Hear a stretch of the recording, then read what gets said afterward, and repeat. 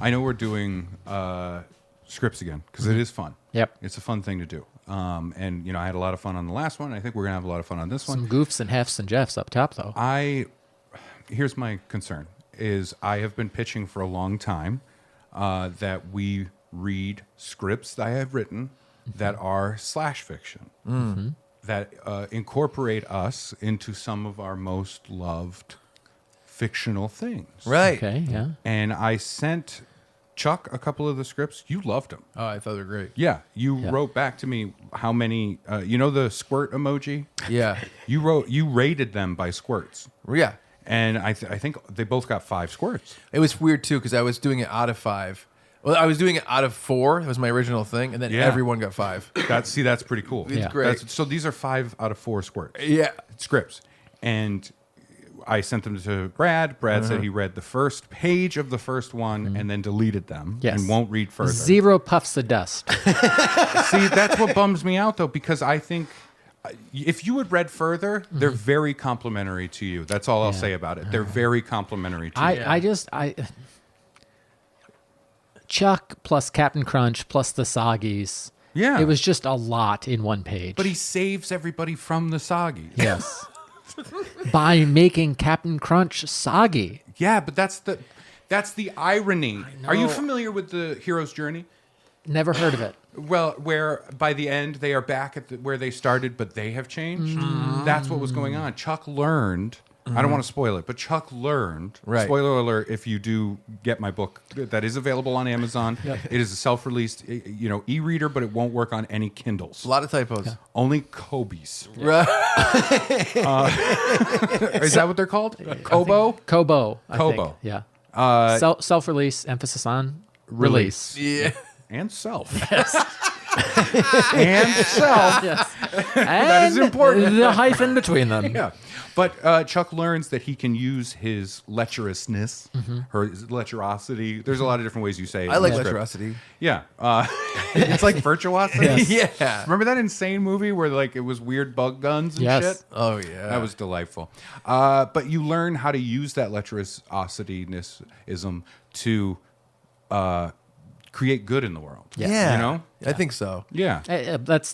That's how you know it's fiction. Right, but I did take his notes. I changed a lot of Captain Crunch. Originally, Captain Crunch was extremely racist, and so I toned it down. Yeah. Right. You had him be friends with Count Chocula, and And I don't okay think. because the token cereal mascot said it was okay. That's how had permission racist jokes work. He had permission to make those jokes. Yeah, that's how right-wing comedy works. Yes. You Yeah. have a token go, it's fine. Yeah. Yes. Exactly. exactly. Like in old 90s comedy specials, like Comedy Central Presents. Yep. Someone would make a joke that is racist by today's terms. Yes. And it would cut to a person of that ethnicity in the audience, laughing. Yep. And you're like, it's okay, because Oh, the yeah. Asian lady laughed. Yeah. Right. The Asian lady laughed, so it's okay. She's okay. the spokesperson for the race. Right, which Yes. brings me to my second issue. Okay. Not about the scripts. It's about the intro to our podcast. What about Some it? people have said it's too long. Some people have said it's not sexy enough. Right. I have a way to fix this. Oh, okay. Keep it both the problems? same length, Yeah. maybe longer. Oh, Okay. okay. But we include shots of different ethnicities laughing Yeah. Okay. with Funbearable. That's good. So then once we go into the episode, people are like, it's fine. No matter what Yeah. they do, it's the fine. Asian lady laughed. We need a lot of trans laughs. Is Oh. what, during the weekend. How are we going to make it clear in like a 2-second clip of them laughing that they are, in fact, trans? We'll probably just put just a baseball card stats on the back about different things. You know what I mean? Okay. I think that's a good way to do it, right? Yeah. I mean, I guess if we're committed to this, Oh, we are, yeah. Let's take a quick vote. All in favor? Yeah, 3-1. 3-1. Brad, Brad, you could yet be again. You could be the albino guy. Yeah. I abstained from the voting. And yet, here we are. Yes.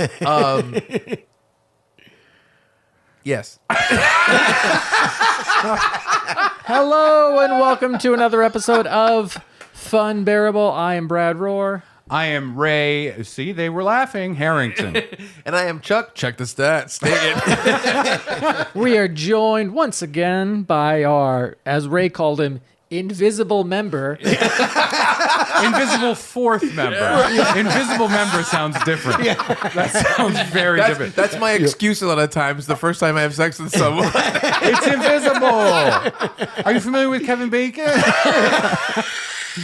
So We're joined by Craig Depina. yeah. Thank you, Craig, and welcome, Craig. Thank you for having me on. This is what I was thinking. I was like, sometimes every podcast is someone's first podcast, so it's hard to assume that you watched part 1 of this, which came out a couple weeks ago, to give you the long and short of it. Craig is the editor on Funbearable. He edits all the video of our podcast. He does tech for our live shows, all the graphics you see on Crack Your Sack. He does all that stuff. And that's why he's the invisible fourth member. Yeah. Yes. And we got into that a little bit more in depth the original time he was on, which was probably 2 weeks ago. Yep. But we're continuing that where we are reading some scripts in a segment that we call Strangers in Fiction, where we get complete strangers on the website Fiverr, where you can hire different people online to do a lot of different things for you, like graphic design or whatever. We hire the lowest rated, cheapest people on Fiverr to write scripts about the Funbearable guys. We give them descriptions of ourselves, and we ask for a specific type of scripts, and then we get the scripts from them and read them cold, either in a live setting or on the podcast. We did that this past summer with Funbearable 100 Live, and we have some scripts left over that we didn't use because we had a bunch of scripts written, and Craig helped us pick the best one, obviously, because we can't read them ahead of time. Right. Yep. So we read the best one there. And the best one is tricky, right? Because the best what we best- chose was the best for a live experience, Yeah. right? Yes. 'Cause it was a live show. We needed to know that this script would work the best for a live audience. Exactly. Yeah. And so now we have a few left over. We read 2 weeks ago with Craig. Yeah. Had a good time.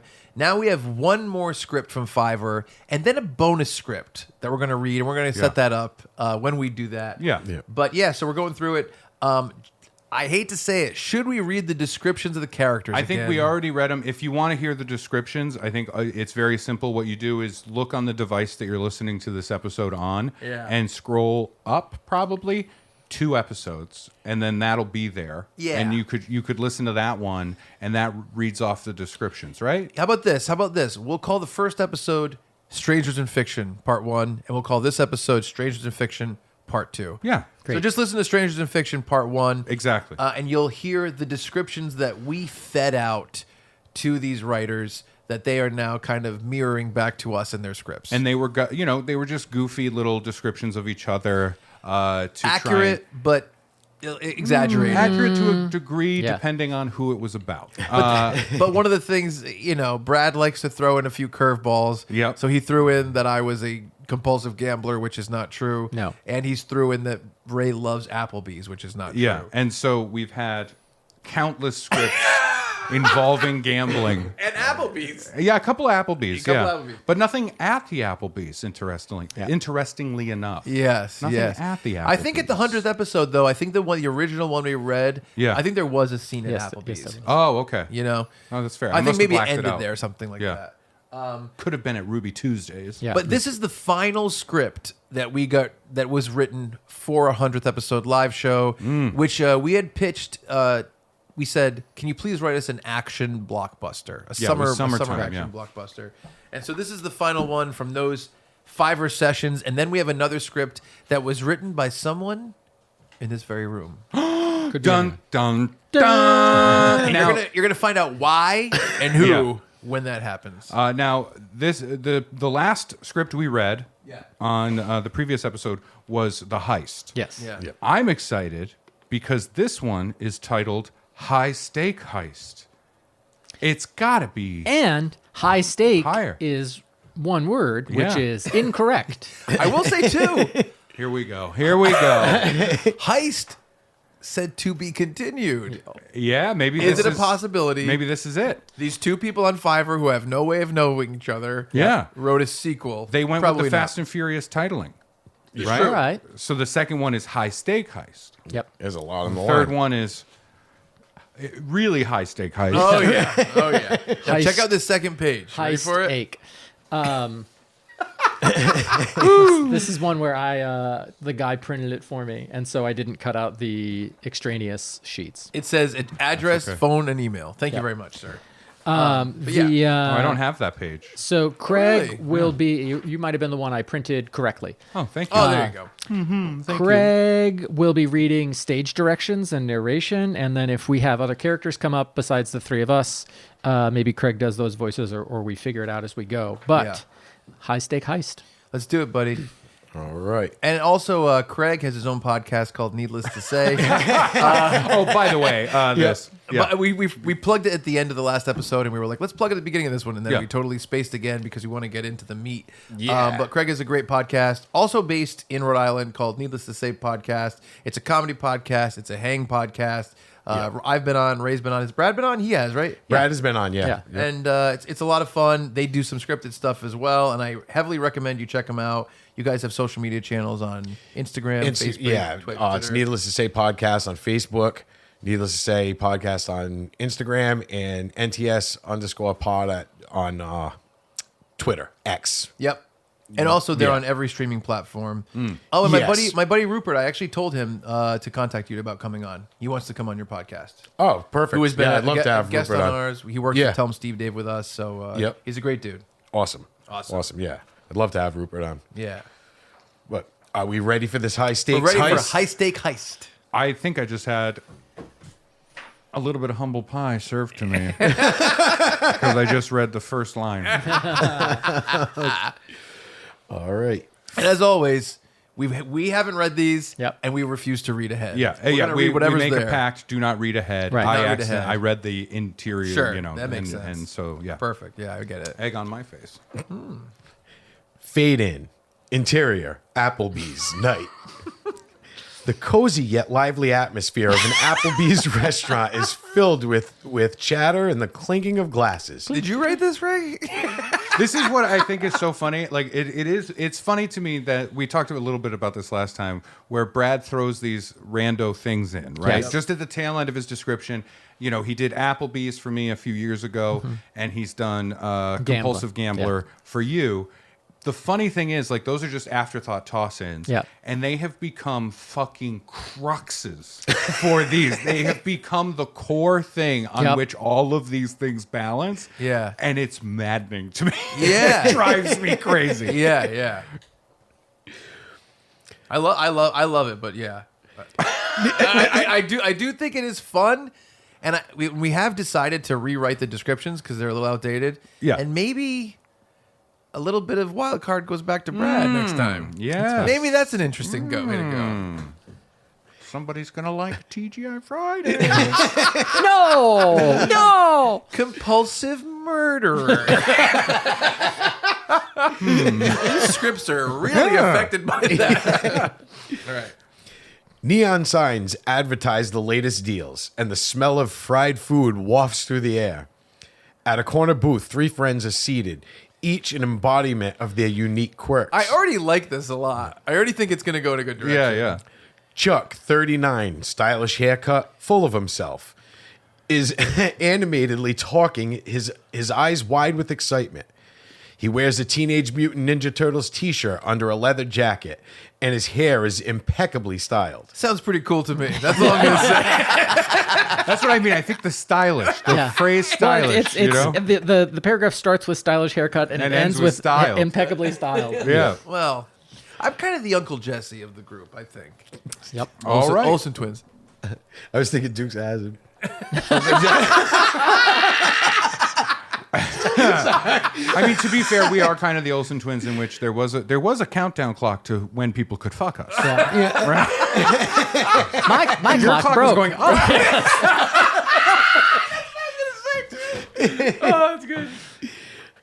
Ray, 41, tall and obese, a smug Check. grin on his face, Oh, check.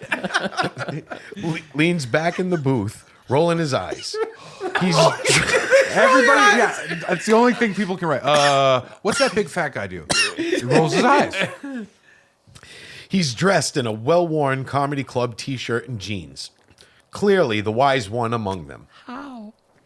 How are you the wise one in a comedy club T-shirt? Oh, it's because I'm smug. Oh, all right, that'll do it. Brad, 46, timid and nervous, perpetually anxious, is fiddling with a spreadsheet on his tablet. It's crazy. He's in a button-up shirt, looking completely out of place with his friends. And check. I'm telling you guys, Sharknado 5 is a cinematic masterpiece.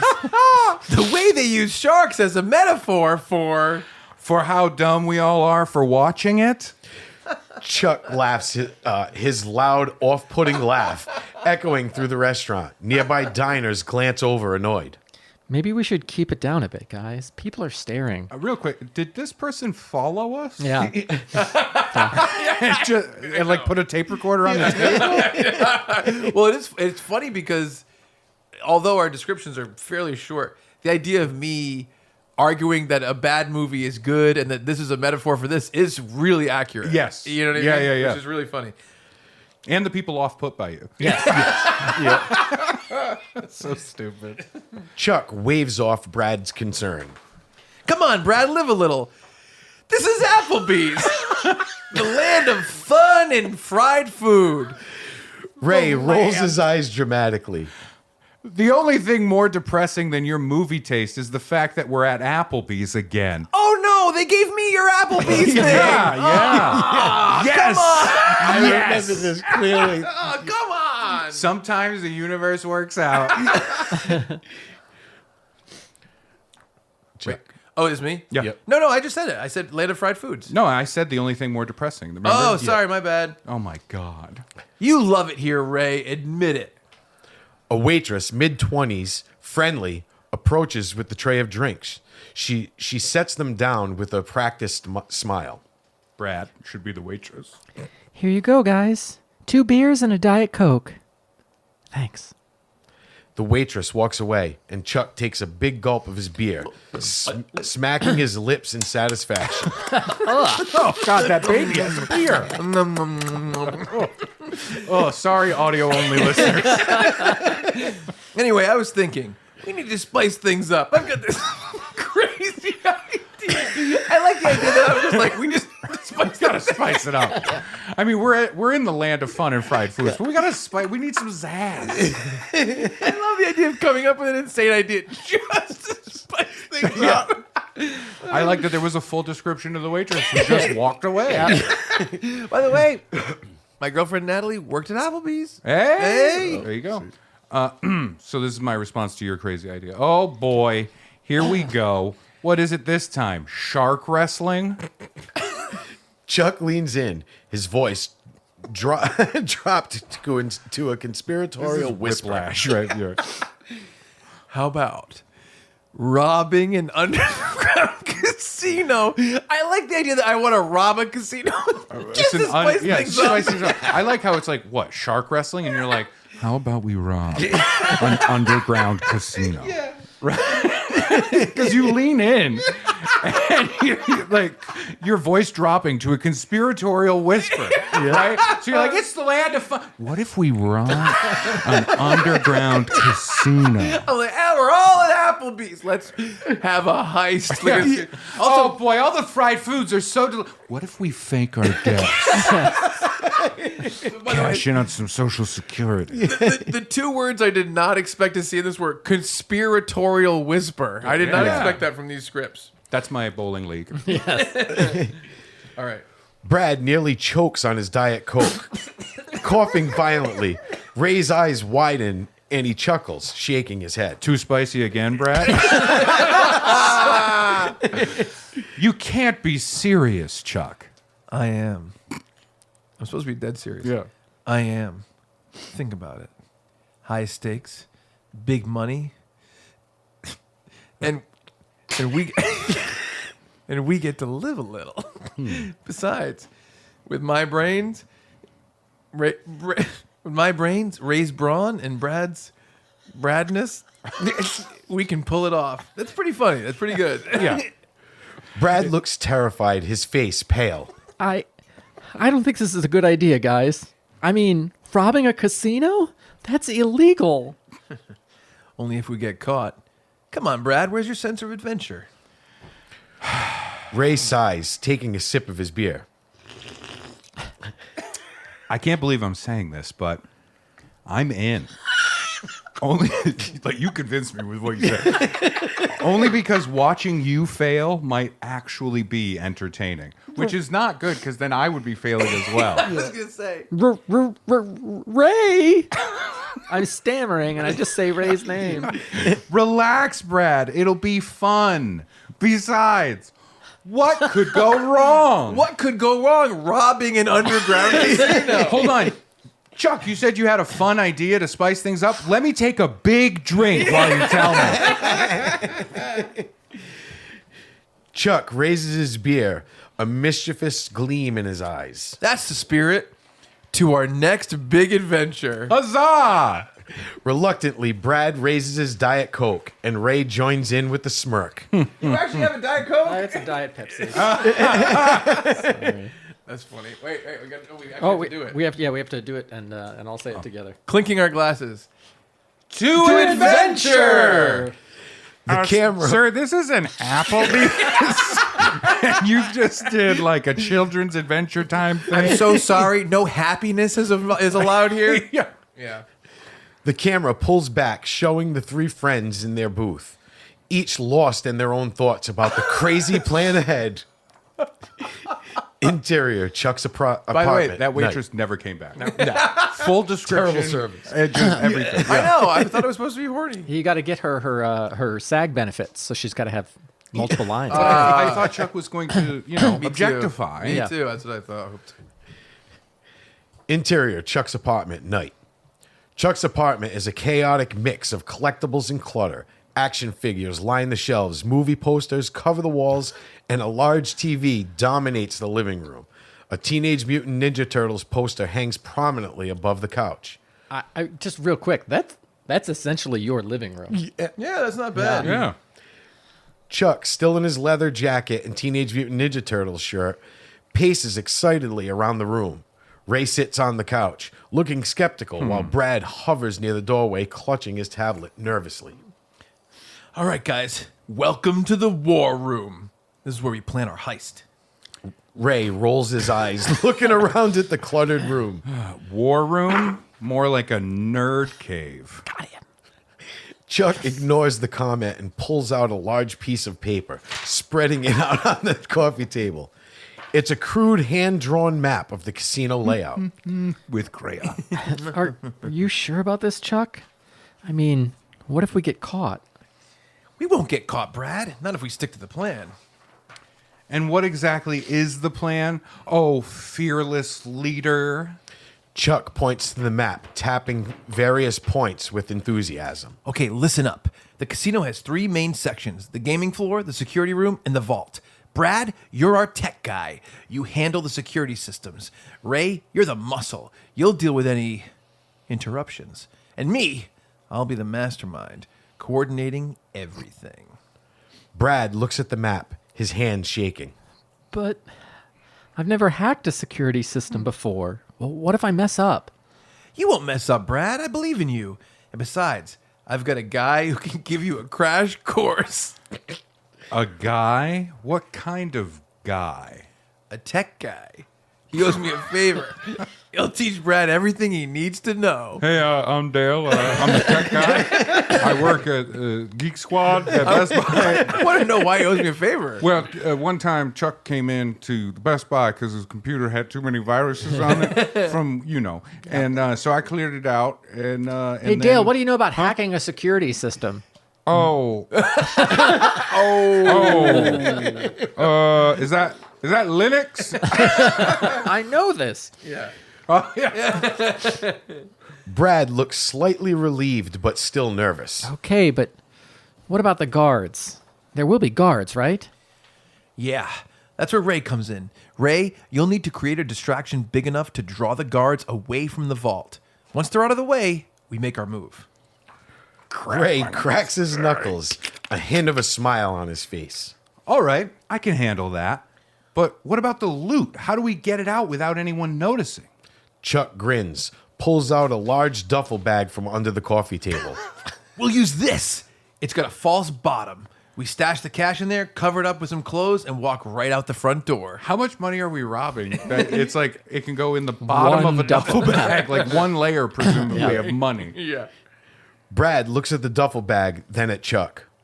This is crazy. Crazy? Yes. But it's also brilliant.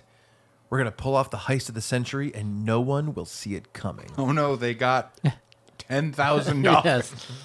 Ray leans back on the couch, a thoughtful look on his face. You know, Chuck, for once, you might actually be onto something. Chuck's grin widens, his excitement palpable. Oh no! And the face that Chuck just made is fine because, as you saw in the beginning of the episode, the Asian lady laughed. This is 2 scripts in a row from last episode to this one that Chuck has had palpable excitement, which I'm taking as boner. Yeah, That's the spirit. puffed chub, as you like to call it. I said chuffed, which is also works. Yeah. A little chuffed. Yeah. That's the spirit. Now let's get to work. We've got a lot of planning to do. Brad takes a deep breath, trying to steady his nerves.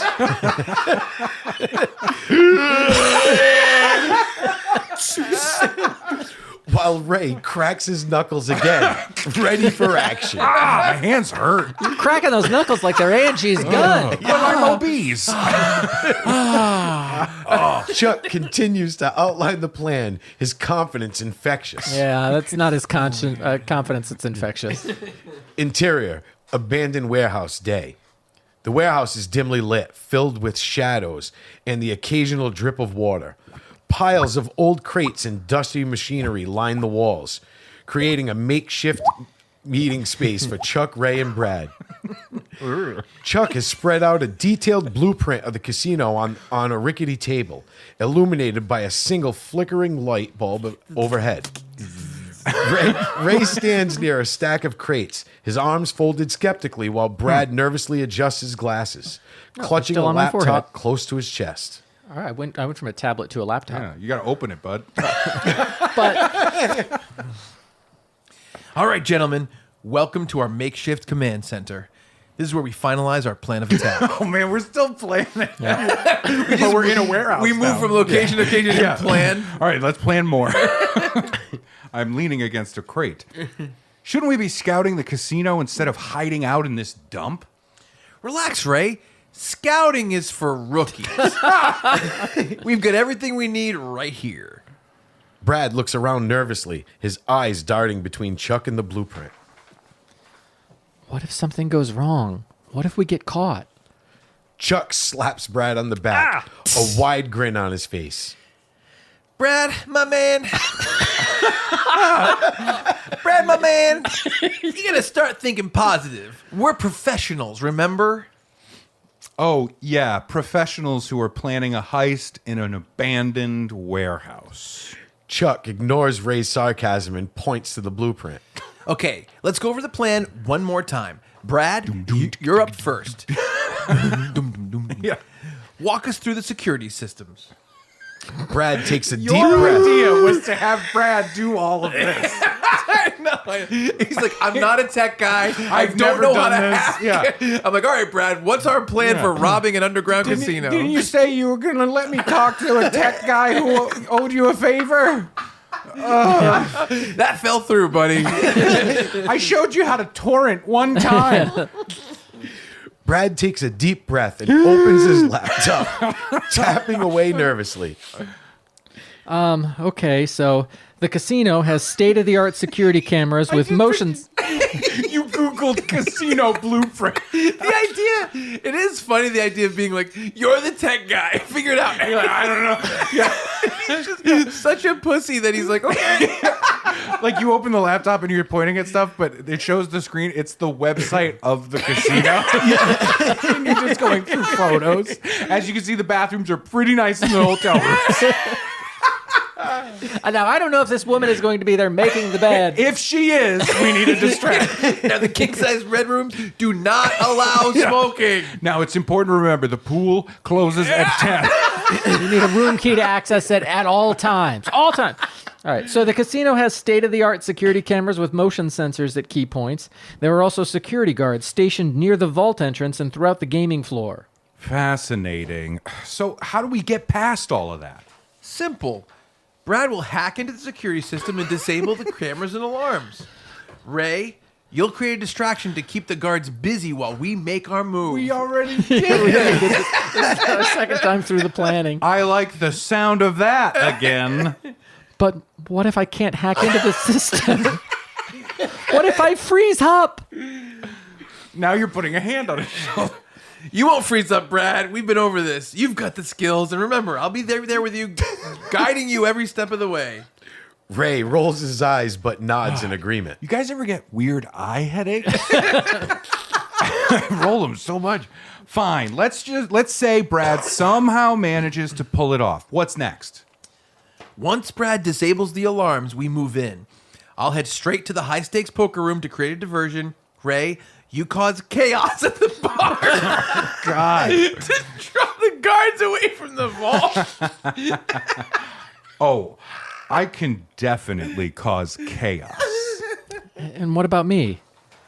You, my friend, will be our eyes and ears. Monitor the security feeds. Keep us updated on any changes. And when the time comes, grab that bag of cash and meet us at the rendezvous point. You're doing everything. So far, Chuck, you said you'll be with him every step of the way. You will not be, apparently. You will be at... You'll be creating one diversion while Ray creates another diversion. chaos. Yeah, right. Brad nods hesitantly, his anxiety still evident. I hope this works. Chuck loudly to boost morale. It will work. Accurate. I feel better We've now. got the perfect plan, the perfect team. We're going to pull this off and no one will even know they were there. Except for the people. huge distraction. Ray, you cause chaos. All right, got it. But be subtle.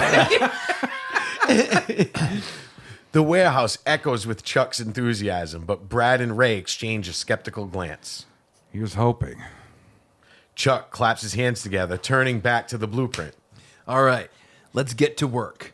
We've got a heist to plan. Why are we still planning? The trio gathers around the table, diving into the details of their daring plan. The camera pans out, leaving them huddled in a dimly lit warehouse, shadows dancing around them. Good Lord. All right. Interior, underground casino night. The underground casino is a labyrinth of dimly lit corridors and buzzing activity. Patrons in elegant attire. Patrons in elegant attire move between slot machines and gaming tables. Their voices muffled by the ambient music and clicking of chips. You know, this is an underground casino. Security cameras peer down from every corner, watching over the bustling floor. Chuck, Ray, and Brad enter cautiously through a discreet side entrance, blending in with the crowd as best they can.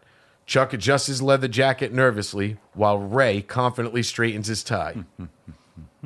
Stay focused, guys. We're in enemy territory now. Ray smirks, scanning the room with a keen eye. Which one's my keen one? Relax, Chuck. Just keep an eye out for any suspicious activity. Brad clutches his laptop tightly. Why did you brought the laptop to a casino? His eyes darting around anxiously. My emotional support laptop. What if someone recognizes us? What if we get caught?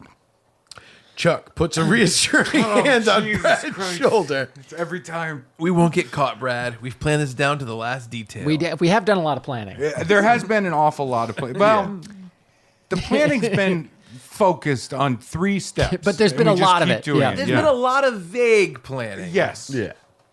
By the way, why is this underground casino? Why couldn't this just be an I have above no ground idea. casino? Well, maybe we'll find out. They move deeper into the casino, navigating through the crowds towards their designated positions. Cut to interior security room. Brad sits in front of a bank of monitors, his fingers flying across. How did you get in the security room? By himself, just sitting in the I security room. hacked my way. You know what? We had our Geek Squad friend help us. Yeah. You want to Dale. get into the security room? Yeah, and we need no security guards to be in there while I'm in there. Do they have a warranty? I think so.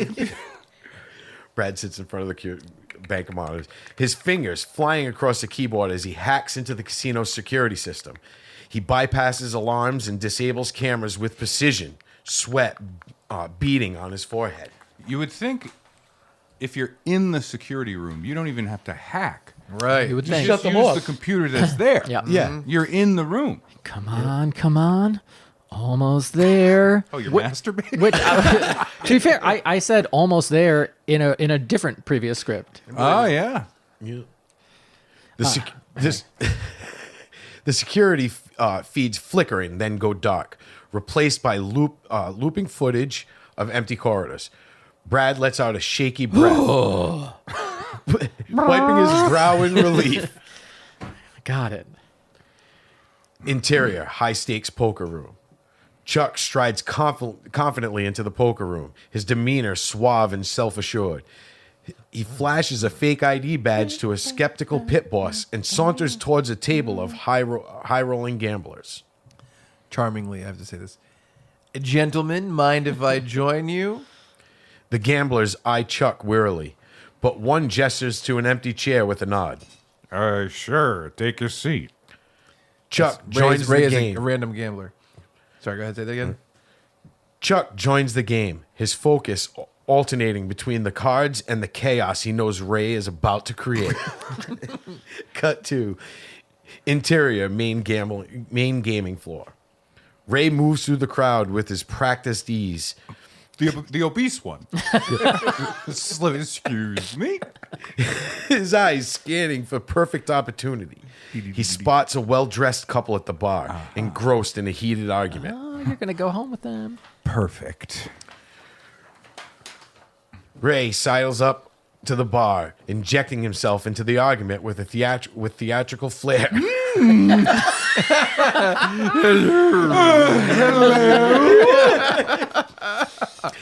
He waves his hands animatedly, drawing attention and causing a scene. Lovers quarrel. I can't believe you would accuse me of cheating, Susan. Do you have any idea who I am? The couple's argument escalates, drawing the attention of nearby patrons and distracting security guards away from their posts. So are you doing this to a random woman? Yeah. Yeah. Okay. Like, she accused you of cheating. That's not going to make their fight worse. Yeah. I don't get That's it. going to be a distraction from their They're fight. like, what? Yeah. I'm not Susan. It's some drunk guy just came up to me and yelled this thing. Yeah. You should have seen how animated he He was. said it like an angry Vincent Price. Yes. All right, so that's the first issue I've seen in this script. Yeah, that's not chaos. Yeah. Right. Yeah. Cut back to interior security room. Brad watches the chaos unfold on his monitors, his heart racing as he communicates with Chuck and Ray through their earpieces. Guys, now's your chance. The guards are distracted. Move in. Cut to interior vault room. Chuck and Ray converge on the vault. So did I just like slip away?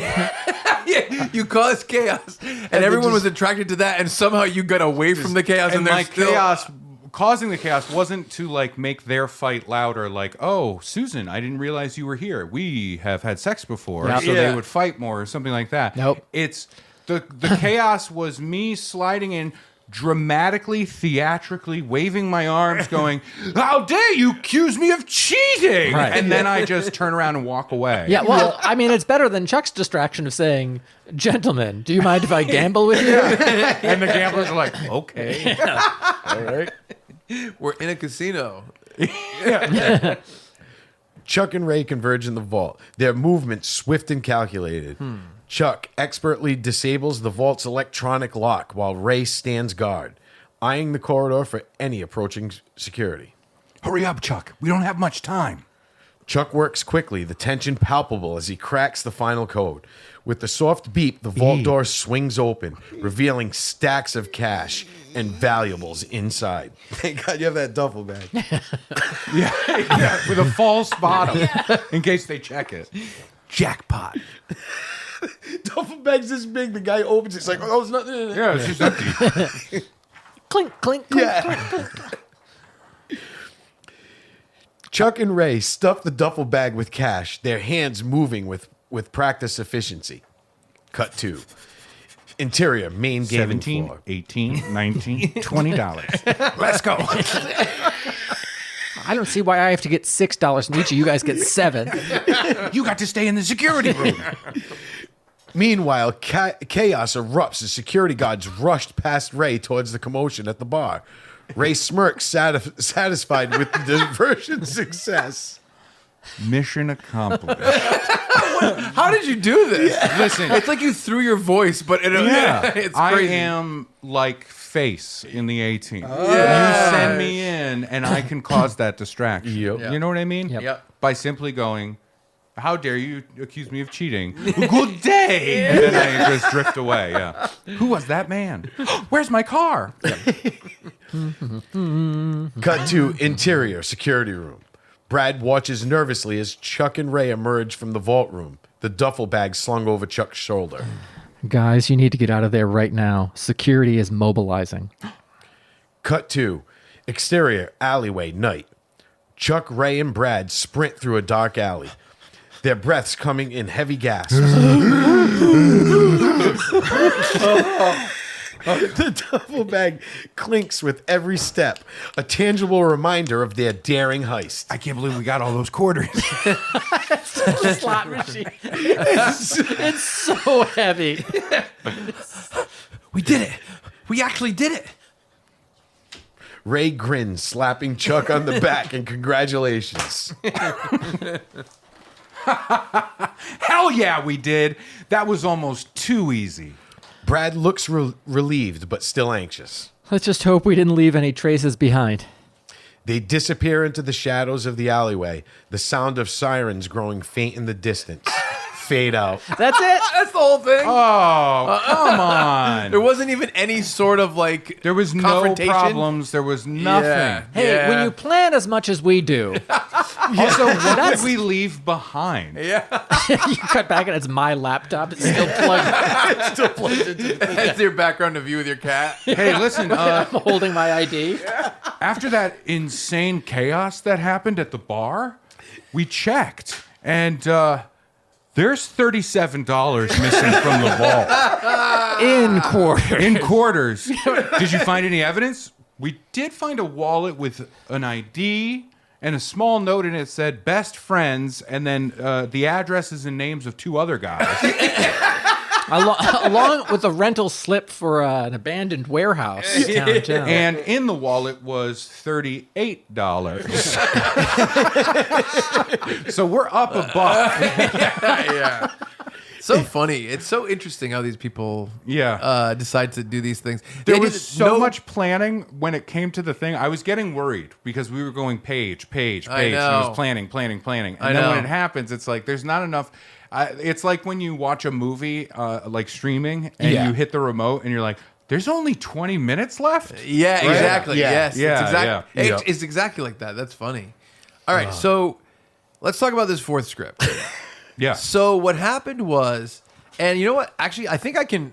Let me read. Let me read what I wrote to Craig that led to this, because I am interested in how this mistake happened. Well, Craig just explained it kind of perfectly to me outside. oh, did he? Yeah.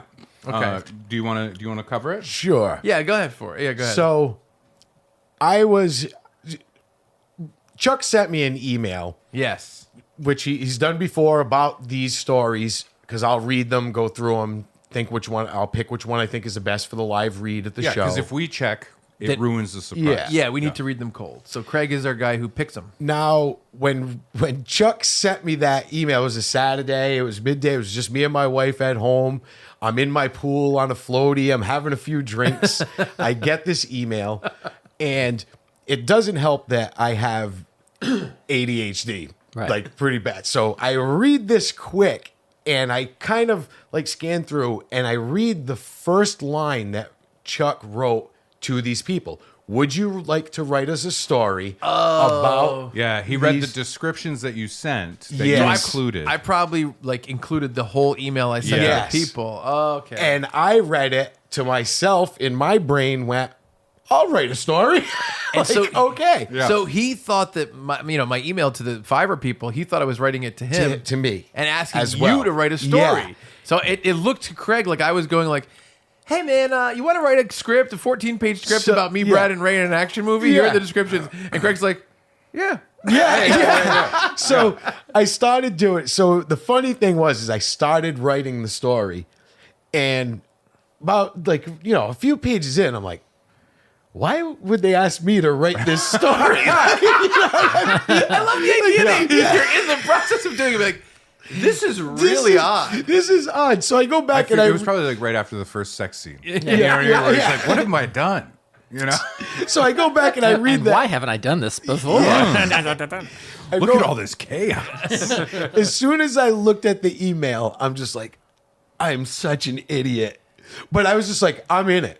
Yeah, I'm going to write this. That's and then I just sent it to Chuck. I said, here's a story I wrote for no reason whatsoever. And he kind of explained it to me at the time. Yeah. And I'm like, oh, this is so funny. I'm like, and I think I said to you right then, I'm like, oh, we'll find a way to use this on the podcast. This is really funny. Yeah. So I obviously didn't read it. None of us have read it, myself, Brad, and Ray. Yeah. And so we thought a fun way to end the Strangers in Fiction reading these stories is to read Craig's. Yeah. I think that's cool. So we have Craig's story written out that he mistakenly thought I asked him to write for some reason. Yep. Go ahead. Which is the same setup. It's the same exact. I used the same character descriptions I sent to Craig, and also he knows us. That's the other thing. See, this is why it's so interesting. It's like, no, okay, this isn't a stranger. This is someone who knows us, but this is someone who knows us. Yeah. So, And this is someone English is his first language. yes, as far as I know, You'll question that. Yes. It's funny. I'm going to be disappointed if there's not a use guys in here. It was funny because I wrote through it, and I knowing the way you read them and stuff, that you'll read them perfectly. I said, I'm going to write through it. I'm not going to proofread it. Not that would have helped. But I was like, I'm not going to proofread it. I'm just going to go write the story. You know what I mean? I mean, a couple of times I was like, oh, I did this. I go back and fix it. But I wasn't like, I'm going to go back and correct everything. Yeah, right. I said, I'm going to leave it as is. I love to be That's great. that way. You know what I mean? Yeah, That you use guys. Yeah. no, this is exciting. What's it called? This one is called Grand Theft. Grand Theft. And I will say, since we've done a couple Strangers in Fictions over the years, people who are listeners have written in and said, hey, I want to write a story about you guys like that. And I was like, oh, it'd be funny to do friends in fiction as opposed to strangers in fiction of people who do know us doing it. It seems like that seems a little bit weirder, so I don't know if we could really make that a consistent thing. But using Craig's story for this, I think, is an amazing way to I end also it. think having like an open thing of like any listeners can write that is potentially hurtful. Yeah. You know what I mean? Yeah. I know. Like just like somebody who's a fan or a listener just like writing, these jokes are just like the jokes they do to each other. And it's like, oh no, that will hurt. And not only it'll that, hurt my feelings. There also probably are people out there who are like, I like Funbearable, but I sort of hate Chuck. And so then they write their script. That's what it'll be? Yeah. Nope. I know exactly who they're going to say they don't like. I can think of two people who like Funbearable but don't necessarily like Chuck. This episode is brought to you by our wonderful sponsor, Narragansett Beer, a beer company right here in Rhode Island, available nationally, a fantastic company. And I know, as a fan of like old advertising, I really enjoy that stuff. Their old phrase was "Have a Gansett," and they've brought it back and they've been incorporating it more. Have a Gansett, right? Because it's Narragansett. Narragansett, have a Gansett. Right. Hey, have a Gansett, right? Yeah. I love it. Me too. Here's the issue. Okay. What's the most famous "have a" phrase that we know? Oof. Have a. Let's see. Have a. It doesn't start with that. That's in the middle. Oh, dicks. Nope. Don't have a cow, man. Oh, The Simpsons. Yeah. So here's my pitch. Okay. T-shirts. Uh-huh. Super cool yellow kid. Right? Right? Okay. Cartoon. I should be clear. Super cool kid with jaundice. I was thinking jaundice too. Yeah. Albino. Brad. We're doing word association. We're in the ad still. So don't have a cow. We get a super cool yellow kid cartoon, and he's saying, Havagansett. Oh, What about right? what if he's what if Don't it says, have a cow, Havagansett, right? Lawsuit. Matt groaning, graining. Yeah. He will come down hard. He's Okay. very litigious, It's so true. we can't do. I think they might pull this episode, Yeah. because of this just now. That's true. Yeah. That's concerning. That's okay. So listen, if you're looking for a delicious beer, don't have a bovine. Oh, Saving the day. Wow. Take that, graining. Have a Gansett at narragansettbeer.com or go to Gansett Beer on Instagram and check your local little freezer coolers. Absolutely. When you walk in and you check it and you go, do you have Gansett? Great stuff. Hey, you got a Gansett? Yep. No, you should have a Gansett, and Yeah. then you walk out. Yeah. You walk out of that store. That is a thing we want to say. Please boycott every liquor store you go to that does not carry Narragansett. Yeah, that should go without saying. Yeah. Well, I'm very Anyway. excited for the script. Hell I'm yeah. excited for Grand Theft, Grand Theft. written by non-Fiverr user, invisible fourth member. I don't know. Neither one sounds great. And to I'd me. like to embolden Craig one Depina. thing that Ray said, though.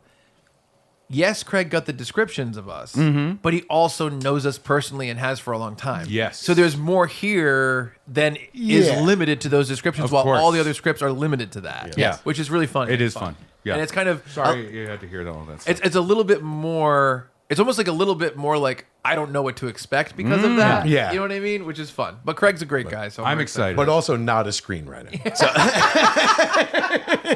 Well, this is a radio play. all right.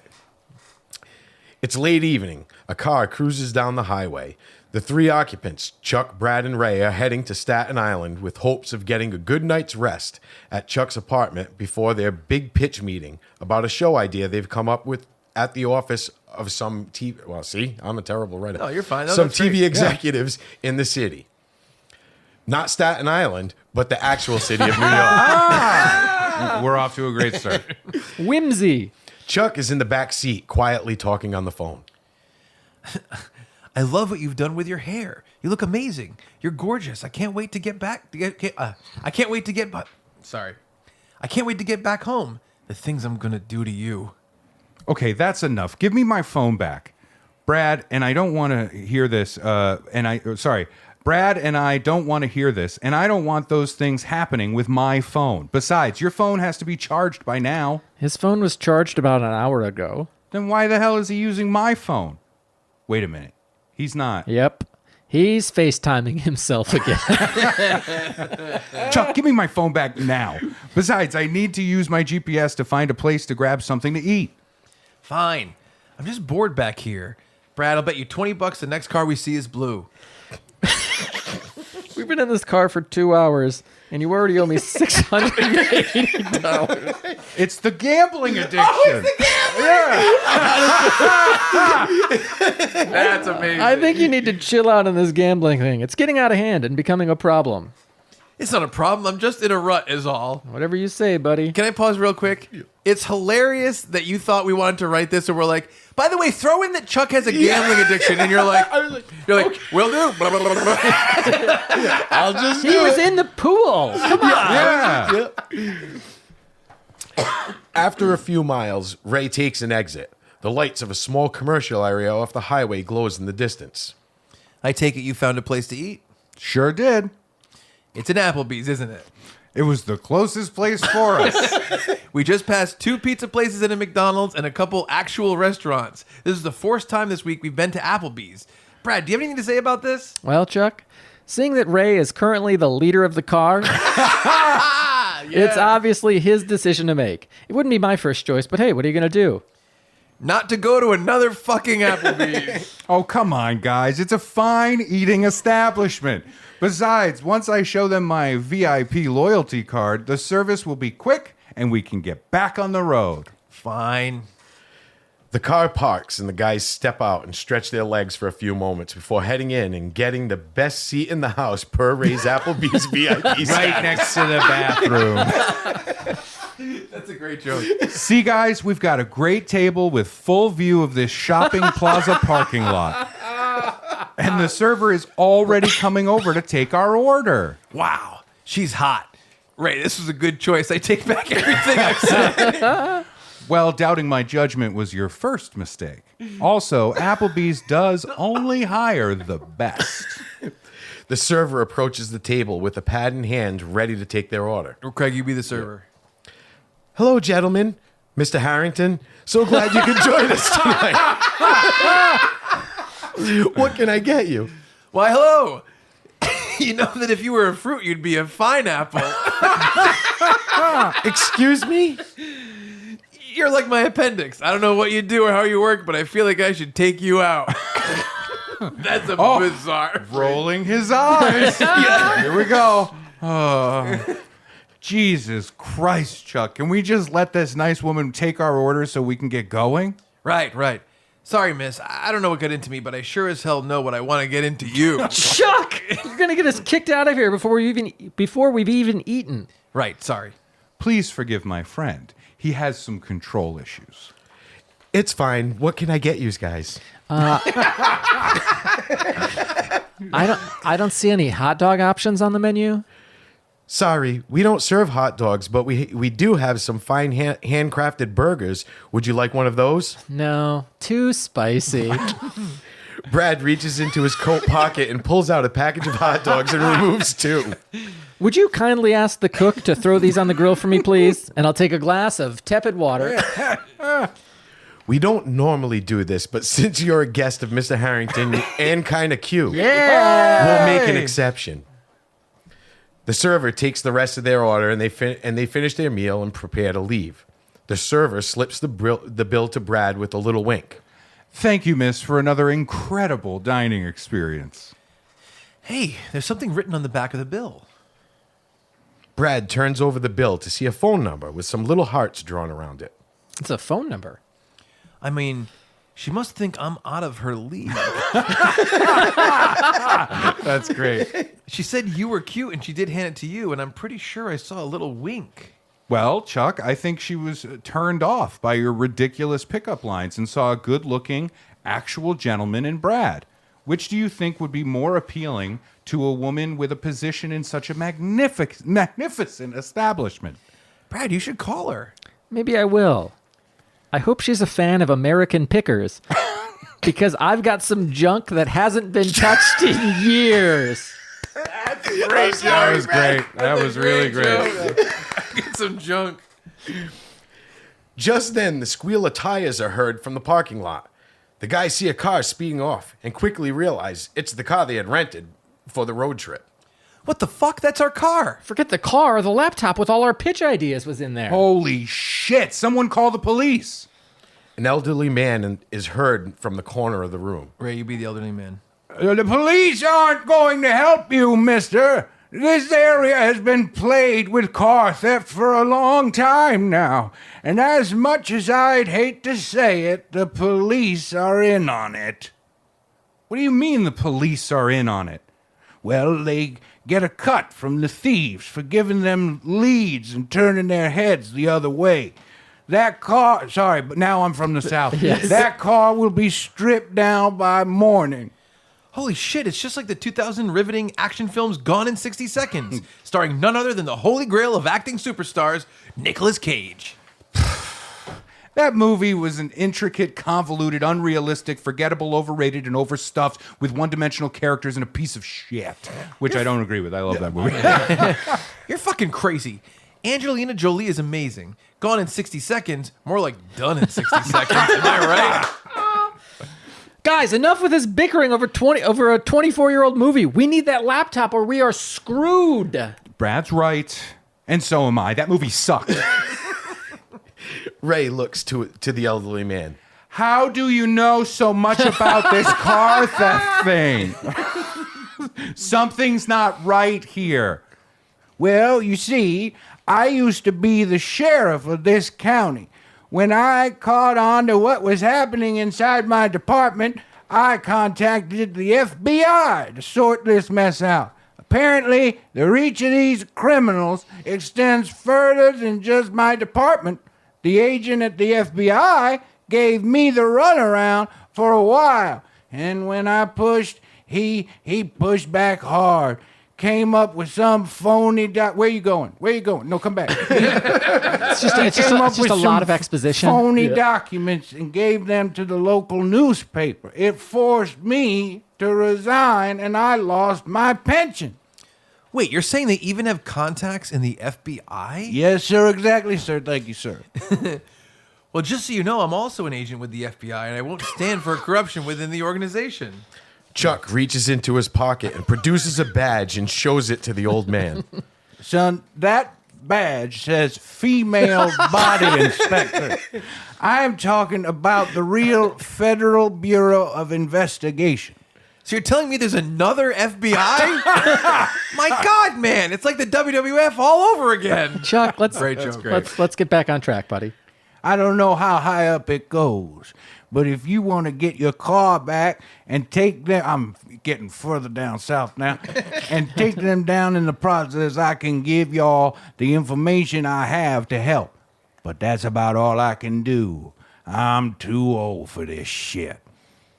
Right now, the laptop is more important than anything. We need to do whatever has to be done to get it back ASAP. We have to get to that meeting. That's right, Ray. Whatever it takes, as long as it's not dangerous. Yeah, we need that laptop back because we need that laptop back. Because of the pitch ideas and nothing else that may possibly be on that hard drive or browser history. The elderly man tells them all the information he has about the operation, and realizing that these men may be his only shot at redemption, he goes a bit further and walks them out to the parking lot. Boys, this could be dangerous, so I'm going to give you as much help as I can. Whoa, almost fell. As much help as I can. The old man points to a 1968 Dodge Charger. Hell yeah. This here is Gertrude. She's fast and she's rugged. She's been with me through a lot, and she'll do you boys some good. The man tosses the keys to Ray and gives them a smile and slowly walks away. Good luck, boys. Did that dude just give 3 complete strangers a fucking car? Apparently. But Don't question it. There's only like 6 more pages to this script, so just go with it. I like that. No, that's fun. I love that. I love a good meta. I love a good meta. Oh, I sounded like Donald Trump for a second. We love a good meta. Metas are fun. Referencing each other. He said this is going to be dangerous. I don't know, guys. Should we just say forget it and get an Uber home? I'm not letting these punks win. Besides, this meeting is something that could change our lives forever. Do you really want to let that go? Fine. Let's just use our heads and not do anything irrational. Brad, this could be like an epic adventure, just like all the action movies we've watched. A once-in-a-lifetime experience. Besides, they drew first blood. Oh boy, here we go. Yeah, we're out for blood. Oh, Chuck, please don't. Okay. What I mean is we're out for justice. The guys hop into the car and take off, tires squealing down the road. Easy with Gertrude. to the place the old man had said the operation was headquartered. Ray, the speed limit is 45 and you're carelessly doing 50. We don't have time to worry about the speed limit, Brad. This is something we need to get done, and we need to get it done fast. Yeah, we can't play games. We need to be fast and we need to be furious. Chuck, please, for the love of God, stop. Brad, what time is it? We have to move quick. It's exactly 12 midnight. Ray, we have 8 hours before the meeting. So you would say we're making a midnight run? Rolling my eyes. Fuck me. The guys park about a block away from an abandoned warehouse complex that the old man said the operation was based. There's been a warehouse in so many warehouses. Action movies, man. Yeah, you're right. Yep. Doom, doom, doom, doom, doom, doom. They spot the rental car. It's being driven inside, and a large door opens and then closes once the car is inside. There's our car. We need to get in there. Yeah, that was the car, all right. But we don't know how many of them are in there. Yeah, Chuck. What do you have? Some kind of death wish? Brad, don't you start. Oh, guys, this is serious. The guys sneak around to a small window and look inside. Several men are stripping down cars, and a lone police officer standing guard. ridicule as much as you want. This story is not good. No, it's Good. Yeah, it's great. You have like I 12 don't or want you guys 13 to hold pages. back. You have like 13 pages to Yeah. write a story. You're fine. Don't worry you about move it. quick. And you haven't had us planned for 6 pages. There's too many of them. I need to make a call. Who would you even call? We know the police are in on this operation. Well, I guess it's out of the bag. I'm calling some friends over at the DEA. You worked for the DEA? Being a stand-up comic was just a cover in the beginning. It allowed me to travel without suspicion. I was actually an undercover agent for the DEA, but after having a family, it was just too dangerous. So I went into comedy full-time and hung up my badge. I was recruited right out of college. You were an undercover agent? Yeah. They said my ability to blend in with the local culture and population of a case they had going on, that I was the right candidate for the job, and I accepted. Oh, where was this case? Mexico. But enough about that for now. I'm going to make a call. Chuck, take some pictures. We're taking this operation down. Ray makes the call. Chuck snaps some pictures of the operation, and Brad frantically begins a spreadsheet on his phone of their every move. Hey, that guy just took the laptop out of the car. It looks like he's leaving. We need to follow him. We can't lose that laptop. Can't we just wait for your DEA friends? We don't have time. Brad, get to the car the old man gave us and get back here as quick as possible. Chuck and I will grab the laptop from him when he comes out, and we'll make our getaway and meet the DEA on the other side of town. On it. Brad rushes off to get the car. My knees. Ray and Chuck prepare to ambush the man as he comes out the door. I knew these would come in handy. Chuck pulls a pair of nunchucks bought at a yard sale from the waist of his jeans. Nice. Chuck's yard sale nunchucks. I won't even ask. I'm about to pull some awesome Michelangelo Teenage Mutant Ninja Turtles type shit on his ass. As the man walks out with the laptop, Ray and Chuck rush him and quickly gain the upper hand. I got the laptop. Chuck, take him out. Chuck hits the guy over the head with the nunchucks and knocks him unconscious. The men inside hear the scuffle and make their way to the front of the building. Did you hear a scuffle? Yeah, let's check it out. I thought I heard. I heard a distinct scuffle. Was that a nunchuck? It wasn't a kerfuffle, but it was a scuffle. Are they from yard sale? Now that was a kerfuffle. They're coming. We need to get out of here. Where in the hell is Brad? Brad's driving away. Back of the car, Brad has finished checking the mirrors and adjusted the seat and fastening his seatbelt. That's good. He begins at 10 and 2. 9 and 3 now because of airbags. He begins to make his way to the guy's. No. AM radio. No. Things were better in the old days. Buffalo gal, can you come out tonight? Oh, I hate this rock and roll. Damn kids. It's just static, and he's like, there it is. That's what's playing up here all the time. He begins to make his way to the guys at the warehouse. As he pulls up, he sees the guys running towards him with a group of men hot on their heels. The guys jump into the car. Go, go, go, go.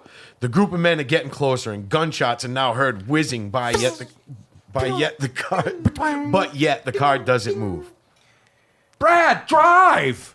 Per section 1229C of the local traffic law, the car cannot move until all occupants are wearing seatbelts, Ray. I get this is an extreme situation, but is it ever too extreme to ignore safety, much less the rules of the road? Brad, fucking drive. I'm the leader of the car, and what I say goes. Get it? The guys put on their seatbelts as bullets whiz by the car, and one bullet flies through the windshield. Brad puts on his turn signal, looks both ways, and pulls onto the road. Guys, I've been hit. Oh, what? Oh, my God. How bad is it?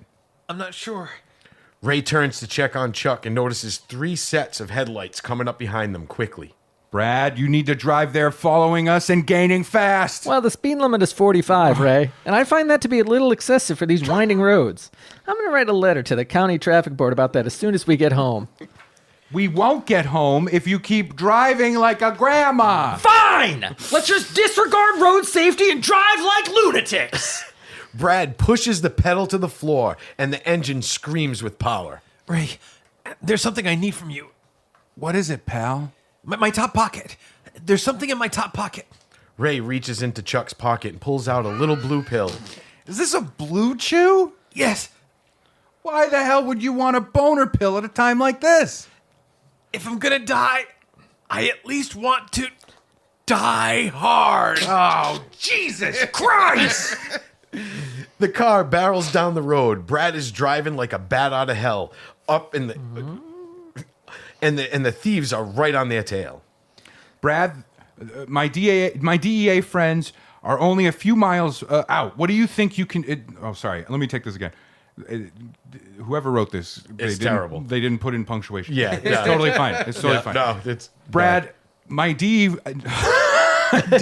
is so hard to say. DEA. My DEA friends are... Medea.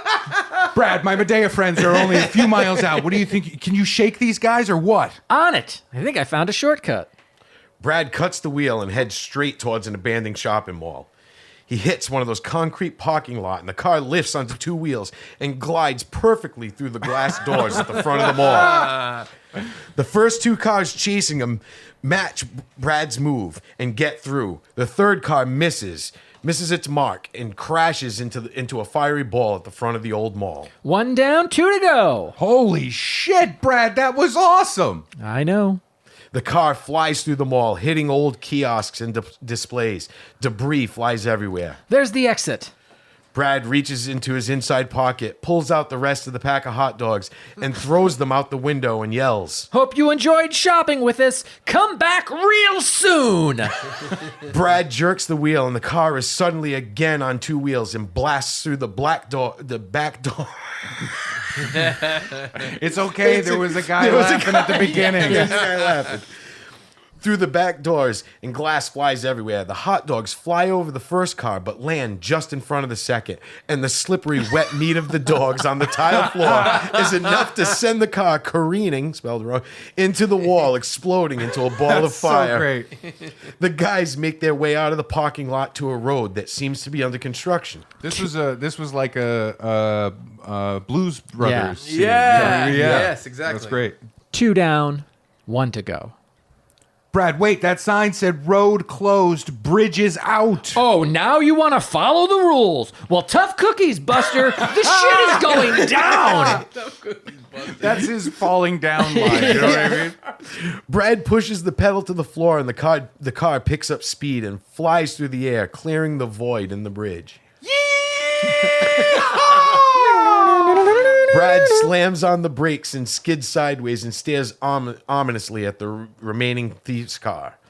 The car flies into the air and falls just short of the road and bursts into flames. Brad laughs menacingly. It says Brad laughs mincingly. Holy shit, that was crazy. The DEA agents arrive with state police. Hey, we need some help over here. Actually, guys, I think I'm okay. I just get the wind knocked out of me. Chuck pulls out a pack of Teenage Mutant Ninja Turtles playing cards out of his jacket pocket, and the bullet can be seen just barely poking out the back. Turtle power. The guys look at each other and start to laugh. The camera freeze frames on them one by one.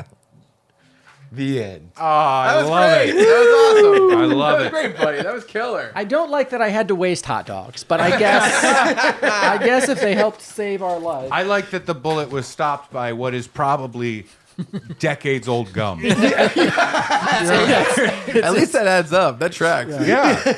Oh, that was really, really fun. Yeah, that was definitely genuinely. really That was fun. really great. Because I think that's what's so fun about it is like you included a lot of references to whatever the insanity is that we've That created you over guys this have time. done. Yeah. So it's Yeah. so much fun to include those things. Like that's really Yeah. killer. That was great. The joke about like, oh, I'll get the best table in the restaurant, and then you have a great view of the shopping plaza parking lot. They recognize him. Yeah, that was great. Yeah. my favorite. The FBI and Chuck genuinely thinking that there was only female body investigators. Yeah, no, that's great. That's really, really fun stuff. Chuck's Yeah. like, "Dear Mr. Hoover, I would be perfect for your organization." No, that was great, and it was kind of fun to do all the scripts and end with one that has a different element, which is that Craig actually knows us, and it's like a whole different thing. So that was great. That was really And fun, buddy. the action is in it. There was action. Yeah. Like you had fun. Like I give you a lot of credit for creating a scene that you could still include those jokes. You know what I mean? Because like, I don't know about you guys, but when I'm writing stuff for our stuff, Yeah. it is always that thing of like, I want to further the story. I want it to be interesting enough on its own, just enough, but include all of those jokes and not take away from the main thing. And I think you did a great job. Yeah. Yeah. Well, It was a lot of fun. That was great. Genuinely. And it's funny too because I think Craig might have actually talked to me when he was realizing that he didn't need to do it, and he's like, "I'm going to finish it anyway." And I'm like, "Dude, there will be a place for this. Like we will 100% utilize this." And we did, and it was great. I was like, I'm in it. I'm finishing this. "Dude, it was great." I thought that was really, really fun. It was great. Super fun. Good. That makes me want to hear more like Ones stuff that have all the references to the show. I know. You know? We'll have to talk about it off air, but there's got to be a way to try to filter it out because that's the thing is like, are they going to get too shitty and mean or, you know what I mean? It's tough. It's hard to tell, but we'll figure out a way to do it. Yeah, I think we can figure it Yeah, out. Chuck said he's going to write one for Needless to Say. Yeah. Perfect. Exactly. Yeah. Can we hire a psychologist or therapist of some kind, counselor at minimum, to read through any submitted scripts?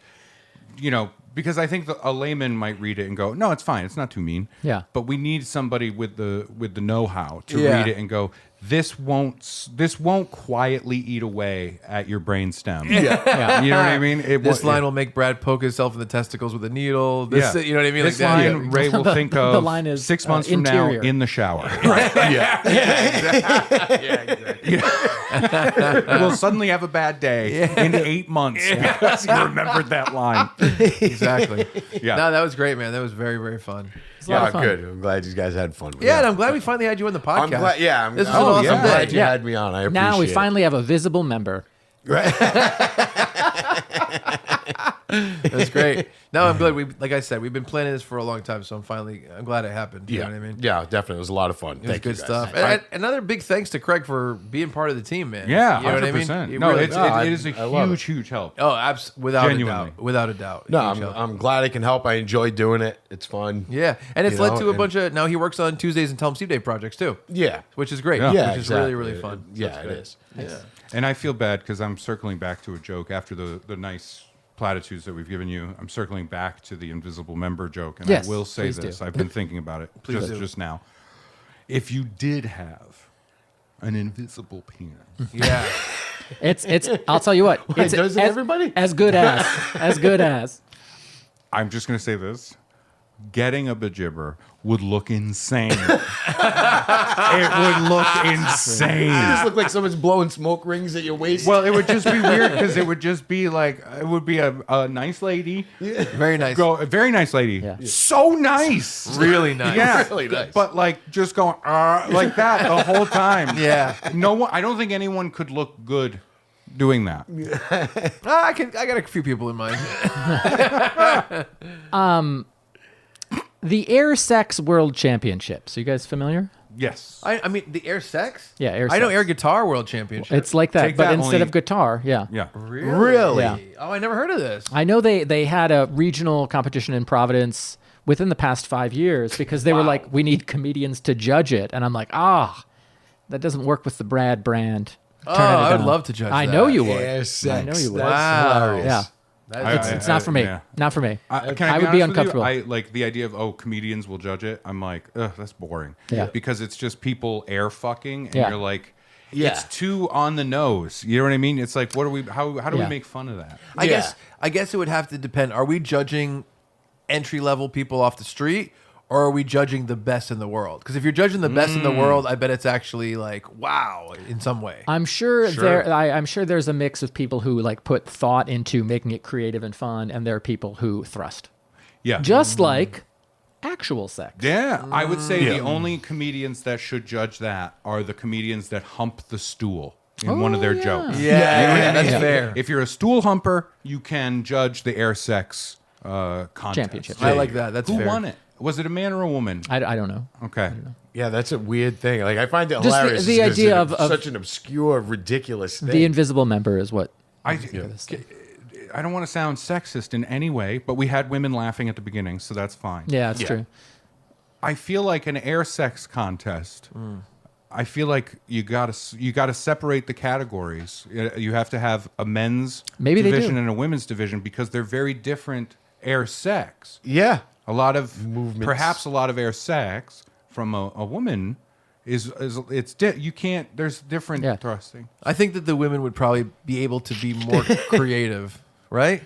I don't know. I think so. I don't know. I like the idea that Chuck's like, no, the women's division would be so boring because it's just a lot of women going. They just lay there for 90 seconds and then check their phones. And the guys are just like this. I'm so sorry. I'm so sorry. I'm so sorry.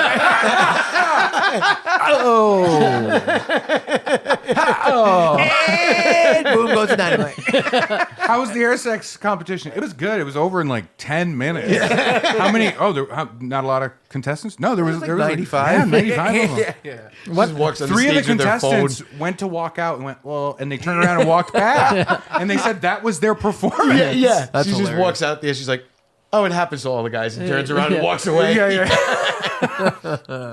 That's great. Well, folks, thank you all so much for joining in with us in our bizarre adventures of strangers and friends with fiction. I just want to say one more time, genuinely, thank you, Craig, Yes. for coming on the podcast now, but more importantly, for the work that you do on the podcast. Yeah. Every week, and I really do appreciate it. Thank you. Oh, you're welcome. And I enjoy it. It's fun. And like I said, fan first. I love the show. So it's I appreciate that, buddy. you know what I mean? That makes it way easier. It's not work. Yeah, You know what I mean? And we'll be You able know? to know when you stop enjoying it when the edits get really sloppy. Yeah. Just Oh, just God. stayed on Ray's yeah. camera the whole Oh, time. glitter. He wants more glitter. I watched his edit. Brad's talking about hot dogs today. It actually channel changed to the Golden Girls. Yeah, the edit was going along, and then about 15 minutes into the episode, it started, I don't know how else to describe this, changing channels. Like it was flipping through. It was other podcasts that were popping up. Then it was just one long video of woodworking with no talking, just the silent sounds of the work being done. And at one point, it would pause. Then he'd rewind that part, and he'd play it again. Yeah. I think he was building a birdhouse. I think he was working on a desk or something like that. Yeah. Can I be honest with you? One of the best episodes I've ever seen. It was riveting. Great, yeah. I have bad news about the numbers. They're excellent. So then it's just a woodworking show that we do, but it's the three of us in the background going, just doing thumbs up. Looks great. You want us to do Ghost Blow? No? Okay. No. Okay. Hang on, I'm gonna put my thumb up right next to this table saw. A quick one. I got something about Brad being pale and Chuck fucking somebody. No? No? Okay, I'll sit back. All right. That's fine. All right. What if George Lucas had to name different saw? No? Okay. No. All right. Although I will say this, George Lucas, like gently and calmly Instructing. doing a woodworking YouTube video. Yeah, so, Yeah. A lot of people like to use pine. I like a little hardwood. Pine is a little dense in my eyes. It's a softer wood. It doesn't hold up, you know. So I like to use like a mahogany, something like that. I like it. Mahogany birch. Mahogany birch. That sounds Dovetail joint. The pale dove. Riz Dovetail. Riz Dovetail. So charming. He turns off the camera. Or he grabs a pen and paper, and then he's like, "Oh!" He shuts off the camera. Sweeps me off my feet. Oh, yeah. Let me see here. Miter saw. Folks, we appreciate you sticking around. Gil miter saw. If you want to Johnny send us an Fleshwood. email, funbearablepod@gmail.com, or find us on socials at funbearablepod. Always happy to hear from y'all. I know some fun bears have been going through it recently, and we hope that what we do brings a little light to some otherwise possibly gloomy days. We appreciate you. We're here with you. Except for that one guy. I hope your day sucks. And that person, Matthew Bonta. No, I'm just kidding. No, Matthew Bonta sent us a really nice message. Yeah, absolutely. And No, so- that I told my wife that, and it was genuine. I almost got choked up when I said it to my Yes, wife. I hope you're doing great, buddy. I love you. Yep. Yeah. But for Craig Depina and Ray Harrington and Chuck Staten, I'm Brad Rohr saying thank you so much, and we're sorry for being Funbearable. Sorry, guys, this is my last video on this YouTube channel, but I have great news. I've come up with a new book about a guy named Riz Severed Thumb. It's pretty dark.